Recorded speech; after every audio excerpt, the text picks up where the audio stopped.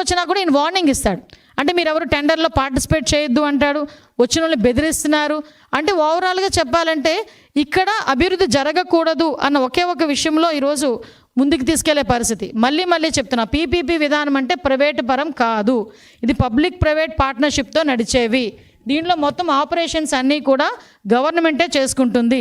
కేవలం construction, infrastructure development అక్కడ అందులోని ఆపరేషన్స్ అంటే ఆపరేషన్స్ వేరు.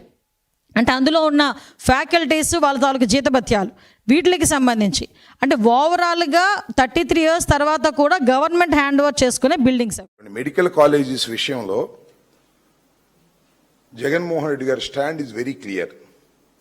జగన్మోహన్ రెడ్డి గారు ఒక మాట చెప్పి మరొకటి చేసేటటువంటి తత్వం కలిగినటువంటి నాయకుడు కాదు. Is a very bold man. జరగబోయే విషయాన్ని చాలా స్పష్టంగా చెప్పారు. అంటే ఇది బెదిరింపని మీరు అనుకుంటే సరిపోదు.